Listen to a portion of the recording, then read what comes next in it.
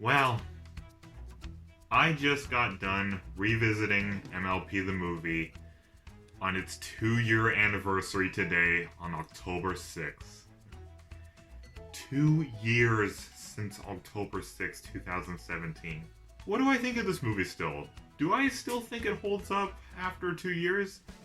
Well, I am happy to say I still love the crap out of this movie even after 2 years. Now, of course, like many others, I am going to soon admit that there were a few things that were sacrificed, a few crucial things that were left out, and some things that bothered me only a little bit. But I'm also going to explain why my paw ranking for this film still does remain a blue glowing 10 out of 10. Revisiting this again, I will admit that there was a teeny little part of me that was worrying that this might become a pretty big case and study of never meet your childhood heroes, but thankfully that was far from the case. Watching some of my most favorite parts of this and just clapping, yeah, I found myself clapping along to the songs. I didn't care who in the house heard me doing it. This just felt like a moment. Like, it felt like this was not my moment, because I'm in the Brony fandom. Deep down inside, I know it may sound stupid, but I felt this little voice telling me as I was clapping along to the song, this is our moment. Today is the day, the 2-year anniversary of this film, even though not all of us absolutely loved it, but a good chunk of us really liked it. I mean, I'm pretty sure as of me recording this right now on October 6th, you might be doing something to celebrate the 2-year anniversary of this film too if you're a Brony and or Pegasister. Maybe you're making some art tribute, maybe you're live streaming about it. You could be doing anything right now.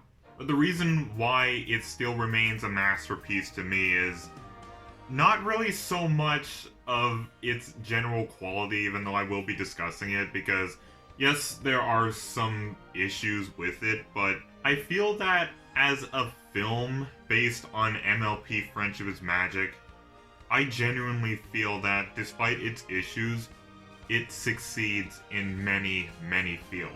I think the biggest and most obvious one is the animation. It obviously stands out from the shows. The story, yes, it feels like a by-the-book story, but there are a few things in it that you don't exactly expect, and the fact that some effort was put into this movie for that kind of stuff to at least be there, it really does give me an appreciation for the people who worked on this. I also like how this movie doesn't exactly take too big of a risk, and what I mean by that is, it doesn't take the sort of risk of, okay, if we bring these characters along on the trip, or if we do this, maybe it'll tarnish it or make it better. So I like how they played it safe in many areas. I know many would consider that not very good writing, but for a movie that's based on MLP Friendship is Magic, I personally feel that that's the best it can possibly go. But as MLP, we're talking MLP the movie, I still do genuinely think that it holds up as a masterpiece to this day. And revisiting this again, it just furtherly emphasized my point about a few months ago that this absolutely bats Rainbow Road Trip out of the park, but I'll get to that. Let's talk about the songs! Now, my rankings for the songs still actually do remain the same. They haven't changed over time, so if you guys haven't seen my first review on the movie I did back in January of 2018, you can go ahead and go check it out right now. I'll link it in the description. But my number 7 song was I'm the Friend You Need. Like I said before, I'm more into beautiful, touching songs. Catchy songs aren't really as much of my thing. I'm not saying it's bad or anything. I found myself clapping along to it and dancing as I was revisiting this, but you know what I mean? Everybody has their preferred style of music, and catchy, upbeat, kind of adventure songs like that aren't exactly my cup of tea. And number 6, We Got This Together. It's a nice little catchy song to introduce basically, well, I mean newcomers also, but to reintroduce us to all of our favorite background characters and main characters, just everybody in this animation style. We see nearly everybody. We see Octavia, we see Sassy Saddles, we see Moon Dancer, Bulk Biceps, of course Vinyl Scratch, whom Twilight gives technically a bro hoof to. I mean, you could call it a sister hoof, but come on, what else could it be? And it's a nice little encouraging song that I'm pretty sure a lot of people who are new to a job or want to try something new that they're nervous about can really relate to. And my fifth song was Off to See the World, you know, the song that plays in the credits. Now, that song just, it just really makes me want to, like, I don't know if I missed it during this year's last BronyCon at the BronyPalooza. I don't know if they played the song there, but if they did, it really is fitting for not only the whole theme of the movie, like, we're going off to see the world, we're leaving Equestria to a whole new world to seek help. And it could also be connected to us when we're driving down to Baltimore in our cars, or we're on our flights, or we're coming from all sorts of different countries around the world. We could be listening to that song, and in our heads we'd be like, hey, where are we gonna go? We're off to see the world. Off to Baltimore. Like, you see what I mean? We can all make that personal connection to the song, and we could just reminisce, you know, the goodness that came with the movie back in 2017. I have a deep feeling that I might have missed it when it was going on, because me and my good friend only stayed there for about 20 minutes to hear the song Here We Are by Black Griffin and Michelle Creeber, the voice actor of Apple Bloom. So I don't know if we may have missed it. I don't know. But still generally a good song. And my fourth song is One Small Thing. This is definitely my MLP version of Under the Sea from The Little Mermaid. It's catchy, but it's a song that just makes me smile every time I hear it. I don't know why. I just like songs about this that have this sort of positive aura to them. I guess maybe given the way my life is, I can always use a good song like that. So maybe that's the reason, but it's just a song that'll make you wanna dance to it. And I'm pretty sure if we did, I'm pretty sure we didn't, but if we ever did, if BronyCon was still going and we got the ideas, we could probably reserve a pool area, and we could be playing that song as we're just playing with our water balloons or swimming stuff. Okay, maybe I'm just looking too deep into things. Number 3, Time to Be Awesome. Now, I have played this song more times than I can even remember or count. It's not only just a great song, the harmony of the main 6 and the pirates singing together just, it really does it for me. And especially the sonic rainboom, that really made it. Seeing the sonic rainboom on big screen and that cinematic deafening boom, well, depending on how loud you're listening it to. But not only that, but here's something I didn't exactly mention in my older review from 2018. It's a song that just like that a lot like We Got This Together gives me that encouragement. And I remember the lyrics of that song, like, I know the world can get you down, things don't work out quite the way that you thought, feeling like all your best days are done, fears and doubts are all you've got. I'm pretty sure a lot of people going through bad times can relate to that. Maybe they had plans, but didn't go... Well, I mean, the pirate situation isn't exactly the same. I mean, they were captured by the Storm King in the prequel comic, and that's how they ended up being slaves for him, but... Yeah, the resemblance is pretty close, and I really like those lyrics, because there are some times in life where I feel that way. I don't know if it comes with being on the spectrum or something, or the fact that I have OCD, but when things don't go to plan, I tend to panic a little bit. Like, I don't get violent or anything like that. I'm not crazy or anything. It's more of an internal thing, which can sometimes be even worse in some cases, but I really like those lyrics in the song, along with it just being a great song in general. Seriously, I'm pretty sure by now in total I have listened to that song about 300 times throughout the years. That's how great it is. And number 2, Rainbow. Wow. This is gonna be a long one. Now, I know a lot of people would probably consider this one to be their least favorite because a lot of people aren't into that kind of music, but to me, while I don't exactly like a lot of the modern day music either, at the same time, I'm kind of open-minded when it comes to art, and anything can be considered art. Like, not just drawings or sculptures, it could also be music, it could also be video production, like what I'm doing now. And so, because I have an open mind, I can really look at this song and I think, is it really crap? I mean, I remember taking a bit of a glimpse listen to the song before I actually went to go see the movie back in 2017 in theaters. And for a second I thought it was Rihanna singing, and I'm like, the girl who was constantly singing about sex is in this. But no, it was Sia. I'm like, oh, who's this Sia girl? And I look at her photo, I'm thinking, this is an interesting design. I like how one part of her hair is kind of a champagne yellow, and the other half is black. And then after I listened to Rainbow, I looked her up online, and I saw that she actually sang quite a few songs that I've heard before, but I didn't even know that was even her. Biggest examples are the songs Bird Set Free, Alive, and a couple of others I've heard while either working or shopping at stores. And I never knew it was actually her because, I mean, I don't mean to be offensive here, but a lot of female voices can sound very similar to each other, so I can really make that distinction that it was Sia at first. But I highly regret that I did not discover her before I first heard of her in the cast listing for the movie, because I absolutely love her music for the most part. There are a couple of her songs that aren't really my cup of tea, but for example, when it comes to her album This Is Acting from 2016, there's a lot of songs in it that I like. I mean, there's Bird Set Free and Alive, despite how many people consider how annoying that song is. Unstoppable, I don't know, House on Fire, or 1 Million Bullets. There's just a lot of songs. I mean, if you're into decent and good exception modern day music, you should really go check out her music. She is really good, but basically, Rainbow, like, it is a great song in itself.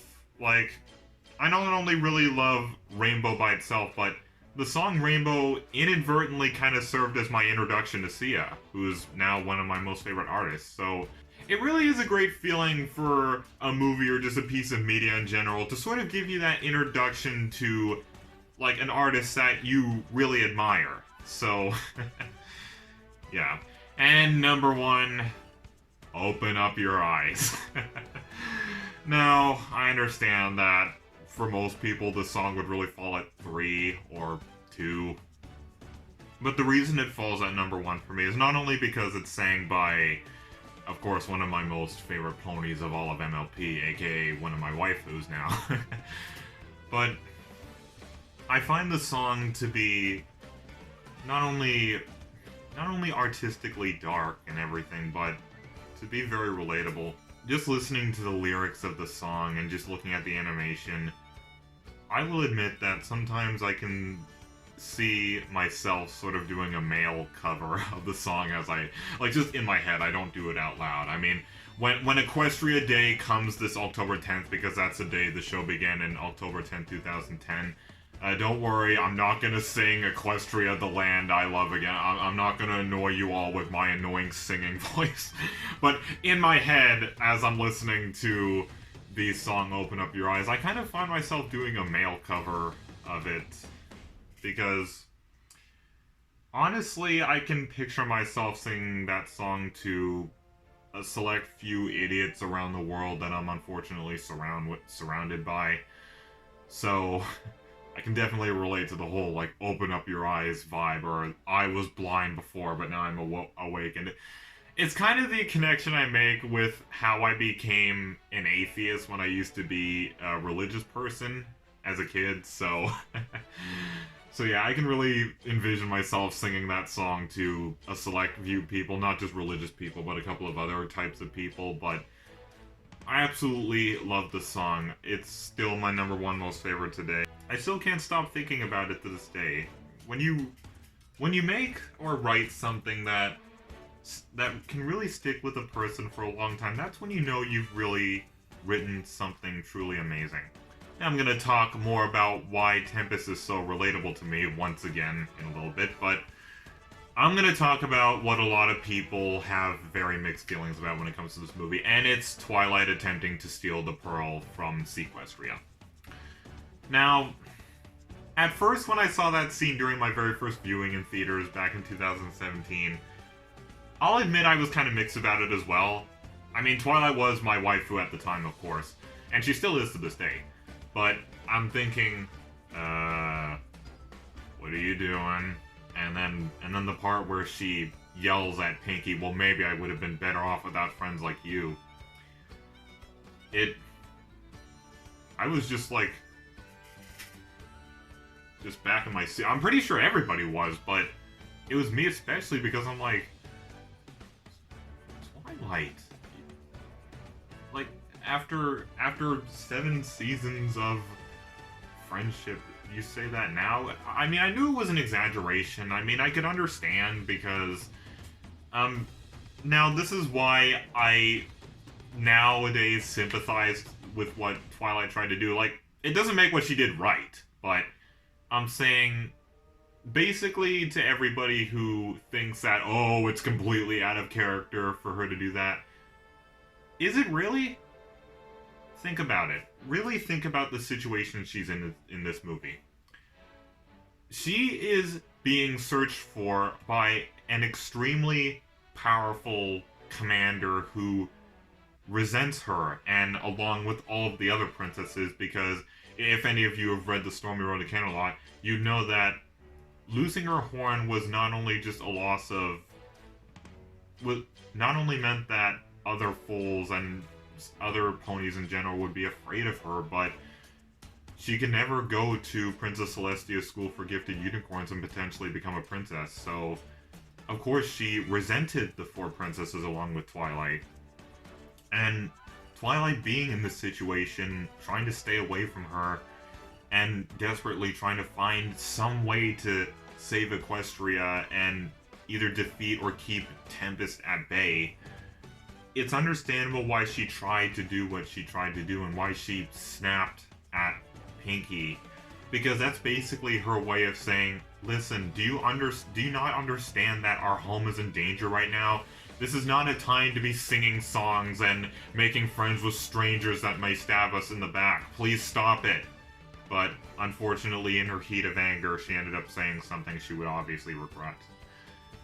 And the reason why I like that scene is not just because I always like a good sense of darkness and a good sense of sadness in something like this, but I feel I can relate to that sometimes. I think I have gotten in a few heated discussions with friends to where I said something that I didn't exactly mean and I ended up apologizing later. And they're good friends. I mean, compared to those friends that I had that falling out with back in 2018, they are very forgiving friends, and if they're watching this, I commend them for that. They're definitely troopers for putting up with me. Now, let's talk about Tempest Shadow, aka Fizzlepop Berry Twist. You know, before I get into the whole... well, I mean, no, I'll get it out of the room. She is one of my waifus. I mean, she has a lot of characteristics I like in a mare, so obviously it's not surprising that I would take a liking to her, but what really does it for me with her is not so much her looks. I mean, she is, well, I mean, to me at least, attractive. I mean, if all of you have watched the good portion of my videos, you'll know that I'm a clopper. I'm not ashamed to admit it. I mean, look at my fucking poster in the background. Like, I made that myself. I mean, I saw that as a bit of a meme on Derpy Bro. I'm like, you know what? I'm a shameless bastard. Print it out. Put it up there. But anyway, getting back on track. Aside from physical looks, what I really admire about her is just how much I can relate to her. And it's because, just like her, I am unequal to society and my entire humankind. Basically, to cut a long story short that I've told over and over, about 8 years ago, my parents got a divorce, and of course, as a result, I am now unequal to, as opposed to other families who do have it better, and, you know, kids that do have both their parents together. You know, and it's especially bad during Christmas. Like, it's the reason why I kind of stopped going to family gatherings, because seeing all of those, you know, intact families together and thinking of where I stand, it's just crushing, and it honestly just ruins my holiday spirit. Like, usually nowadays what I like doing for Christmas is just hanging out with my friends. Maybe get on a group call with them, just set up my Christmas tree to lighten the mood. Maybe go to Walmart or something, or just shop for some presents for myself, and just say, well, Merry Christmas. Well, I mean, I say Happy Hearthwarming because you know how much of a deep brony that I am, but like Tempest, I'm unequal. And in a way, you could say I sort of... Like, I congratulate them. I congratulate families that are intact. And I, of course, support first marriages where, you know, both sides were virgins before they met each other, you know, no remarrying, so... Of course, I'm happy for them. But at the same time, on an understandable level, I, of course, sort of resent them a little bit because, I mean, who wouldn't want that? I mean, in my situation, who wouldn't want that? So, why wouldn't she want to go to Princess Celestia's School for Gifted Unicorns along with her friends Glitter Drops and Spring Rain? So basically, it's the fact that both her and I have lost so much in life that honestly makes me love her so much. And I think I've stated before how important commonality in relationships are. Now, when you look at me in Twilight, I mean, we're not too equal. I'm not a figure of royalty by any means, and she has an intact family, so she definitely has it way better off, but the commonality that I have with her is we both like organization skills, and honestly, that's about that. I think you could say that I'm more fit for Tempest than I am Twilight, which is an understandable argument to make. But it really is cool to think that a movie like this not only served as an introduction to one of my favorite music artists, but also served as my introduction to another mare who I would call my waifu.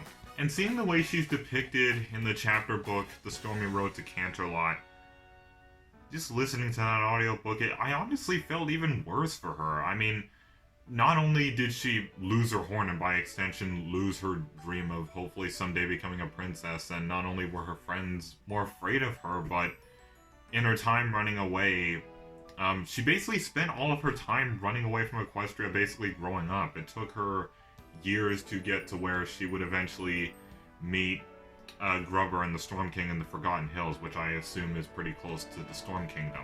She had to hide from Storm King airship vessels, and just to earn ends meet for a while, just to survive, she had to work in a grungy and grimy restaurant in a city not too far from Kluge Town called Drungar. And, of course, she comes across the misfortune Malachite that the Storm King and his army stole from the city of Panthera. And it's basically a whole case and study of she's really a person who unfortunately found the Storm King before she found help.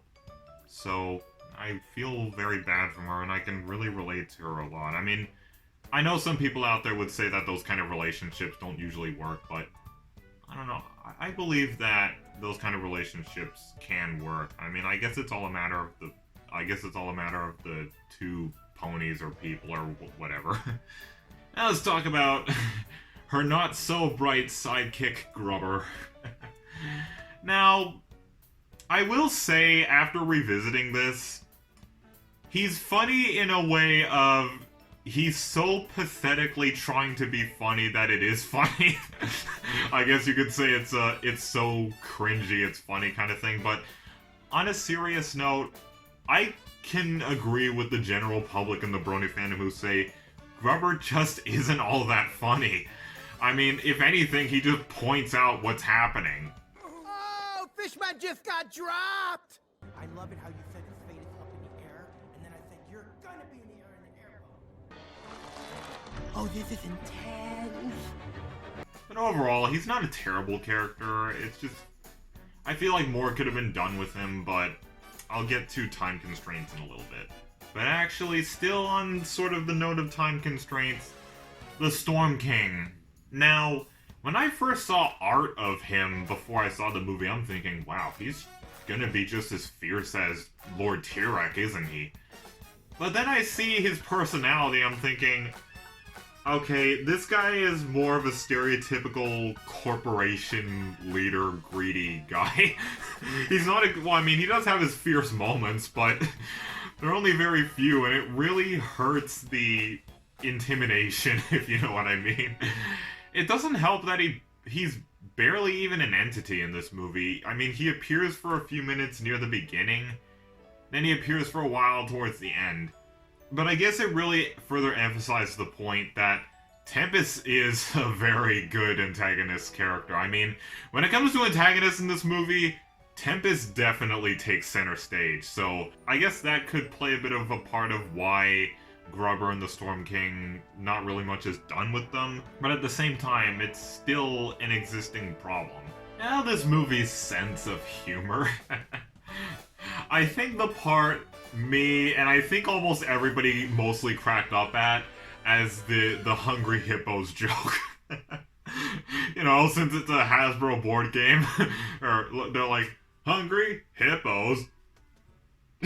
and during the MLP the movie screening at last year's BronyCon, unfortunately I didn't record it because I was concerned about the whole copyright thing. But I wish I could have recorded at least some highlights of it, because it was a really, as you all know, it was my most favorite part of last year's BronyCon. But during that little hippo joke, I heard everybody laughing. So it's funny that they'll throw that little Hasbro toy joke in there. Even though we'd expect this movie to be as serious as possible, it's good to throw a little self-awareness joke in there. And of course, a lot of the humor comes from Pinky, of course. I mean, she's the element of laughter, so why wouldn't it be? And some of the humor comes from the fact that Grubber is trying so hard to be funny that it's pathetic, but it's still kind of funny. Now, of course, nowadays, this is something I definitely need to bring up as we're getting close to the end here.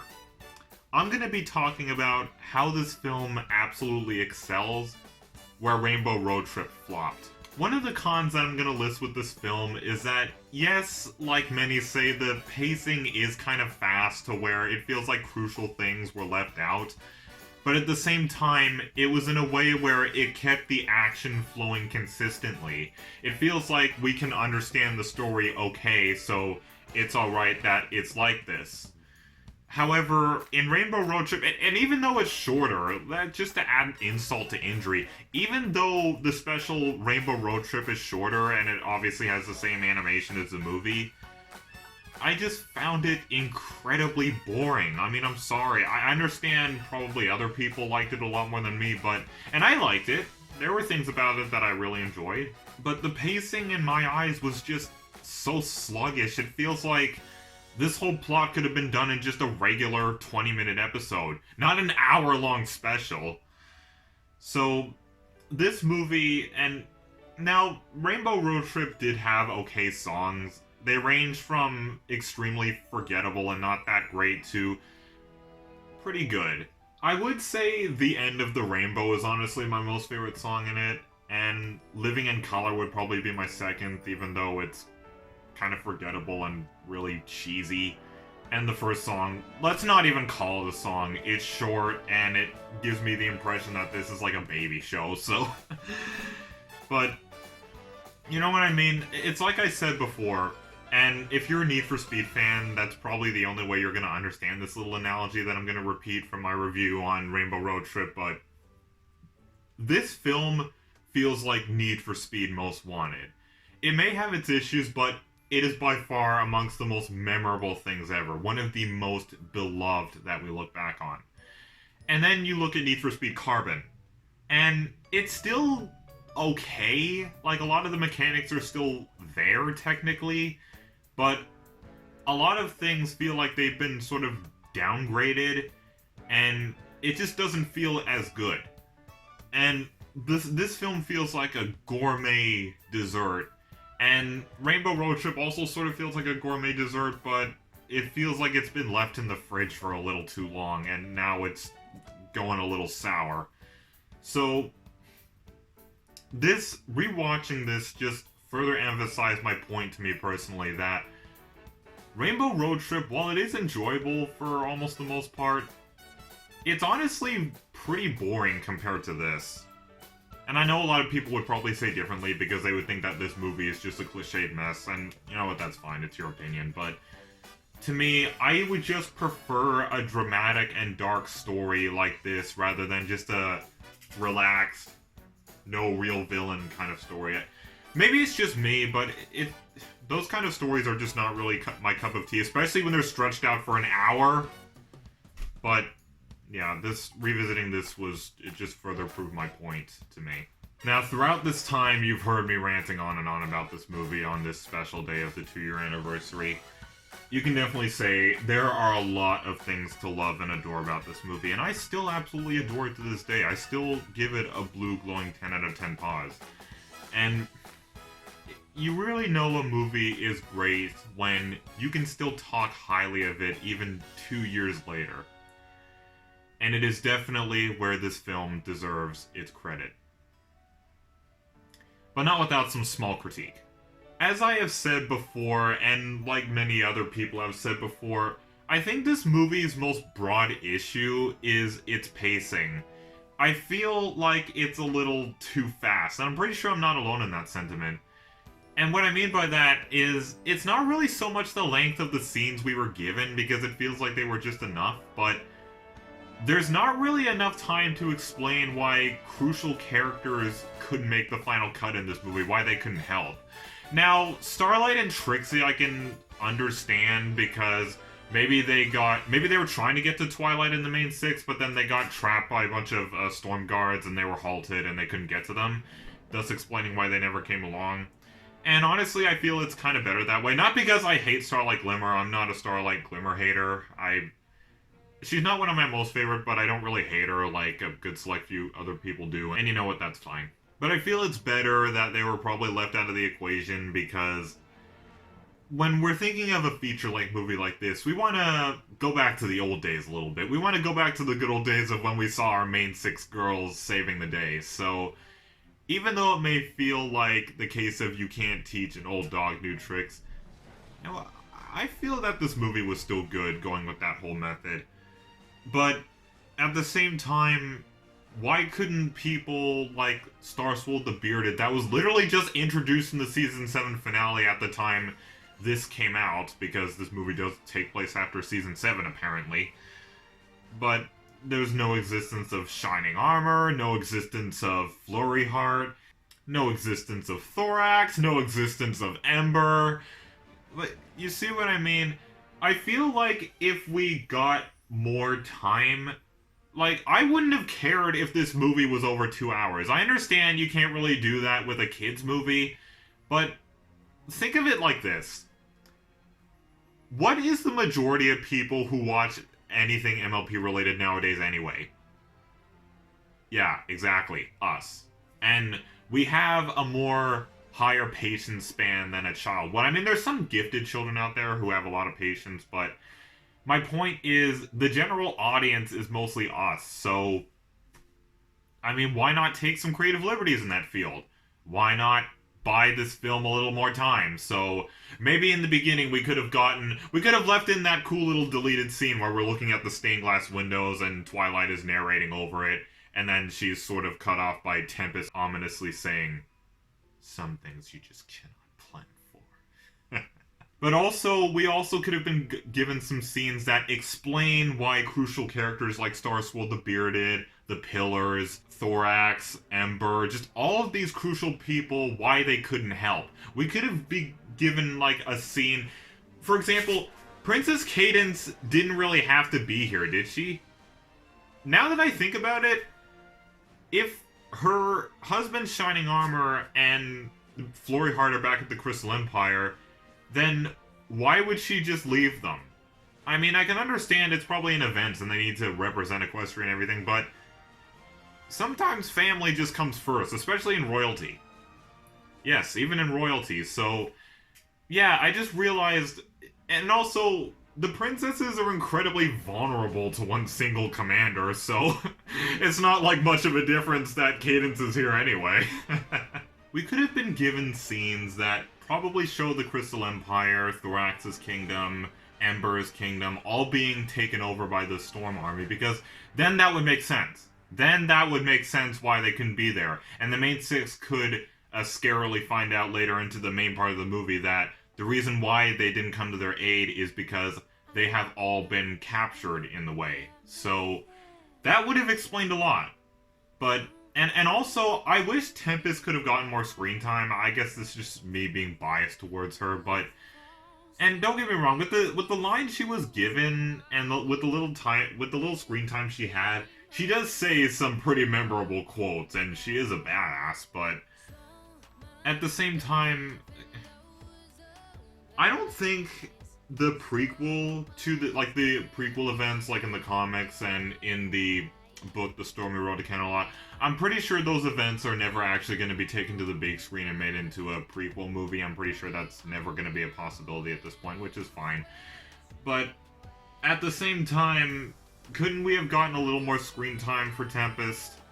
Maybe see her, for example, on the ship just alone with Grubber and the guards, and Grubber just re-asked again, so Tempest, tell me how you feeling. Like, as he's eating something, of course, he's like, so, Tempest, well, tell me about this little horn of yours. And, of course, Tempest just sits down or just remembers the day. I don't know, maybe I'm just asking for too much, but that is definitely the most broad issue with this film. It's that it has too little time to work with. And I know I've been saying the same thing about the last few select episodes of Season 9 as of now, but it is a bit of a reoccurring issue here, but like I said, not too much. It is still amazing, but I just feel like it really would have topped it if we had a little more time to explain these crucial little things that are left out. Maybe that's why a lot of people like to theorize that this doesn't take place after Season 7, it only takes place, for example, maybe after Season 4 or something, or 5. Just an earlier season before Star Swirled and everybody was introduced. But at the same time, in the beginning of Season 8, they hint that, hey, we just got back from the events of the movie. And Twilight outright mentions Tempest, so... as I said in the beginning of this whole long video, I'm pretty sure it's going to be, I'll admit, this could have been a case and study of Never Meet Your Childhood Heroes, but let me tell you why, despite this film's faults, despite its flaws, I mean, no film is going to be flawless, of course, and I always remember that song Flawless from Fame and Misfortune, but the reason why I still love this movie, despite its quick pacing, despite its not-so-original plot around, despite how certain characters are barely even an entity throughout the movie, and despite the animation looking a bit off sometimes, like, mixing 2D animated characters in front of CGI backgrounds is not really the best combination. I mean, it does look nice for the most part, but in some scenes it looks kind of wonky and rough around the edges, but the thing is, I just don't care. And the reason why is, I don't know if anybody can relate to this, but there's just this good feeling that you get inside you, sort of similar to like maybe watching your favorite team win at sports or something after many losses or something like that. To me, even now it nearly brings a tear to my eye to remember that feeling I got that October day back in 2017, that a show that I have held close to my heart for all of these years finally has its own feature-length film. Not just an average movie like the Equestria Girls series, even though I also think that's a great series, but an actual proper hour-and-a-half movie. And with a highly memorable soundtrack, which I was really hoping it would have. Along with some really good songs outside of its main soundtrack. I mean, the MLP The Movie's soundtrack album has 6 more songs. Now, I'm just gonna talk about those briefly. Can You Feel It from DNCE? It's my least favorite song. If not, I really don't like it. It sounds sexual. I'll Be Around by something Reed, I don't even care to remember. It's not as terrible, but at the same time it's equally as boring as Can You Feel It? But at least it wasn't awkward like Can You Feel It was. And then there was the song Naysayer by Lucas Nelson. That was a nice calm little song, even though it may not be my most favorite. I feel that if that song was in the credits, it would have made for a nice last song in the credits before we see that little Easter egg with Princess Celestia, which, by the way, I think that Easter egg would have been better if instead of Celestia, it was Lauren Faust's OC giving a bit of a salute. That would have really made the end of the entire actual film real. But it's a nice, relaxing little song. And then at number 3, we got Thank You for Being a Friend by Rachel Platten. The same girl who did the cover of We Got the Beat in the beginning, even though I didn't really care for so much for that song. It's a nice little song, it's catchy. And number 2, No Better Feeling by CL. Again, another nice song. It doesn't exactly have too much meaning to me, but audio-wise, it's absolutely great. And we come to my number 1 most favorite. I'll Chase the Sky, Jesse James Decker.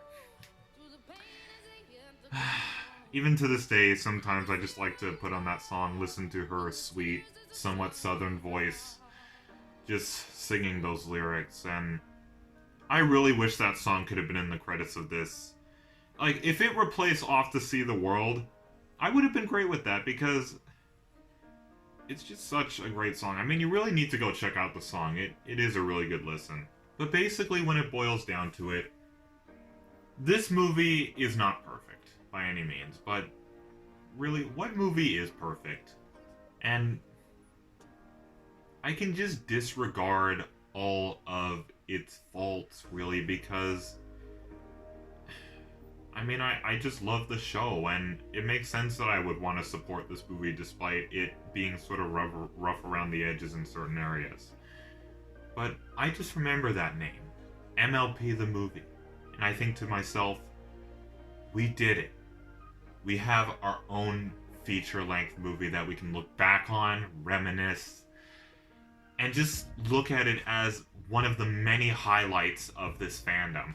Maybe that's why I was so humbled and almost tearsome during the MLP the movie screening at last year's BronyCon. Just being in that room with those hundreds of other people clapping along to the songs.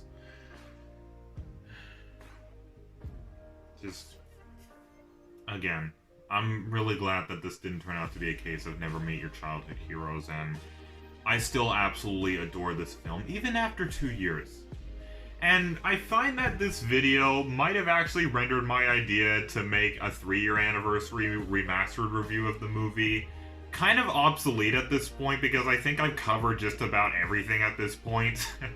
Who knows, maybe I'll still make it, maybe I won't. Whatever, it's not too big a loss. I still have many other ideas for making videos and just stuff in general, but...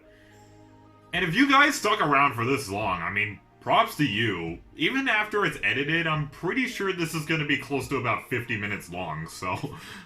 I mean, it's okay if you just wanted to listen to this as you're drawing or maybe playing a video game. It's understandable. You don't have to watch me. You can just listen. But for those of you that stuck around for this long, just bro up to you. You have the ultimate level of patience. Anyways, thank you all for joining me.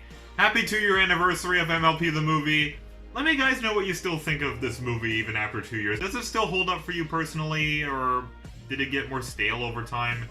Do you also think it's better than Rainbow Road Trip? Do you think it really bats it out of the park like me?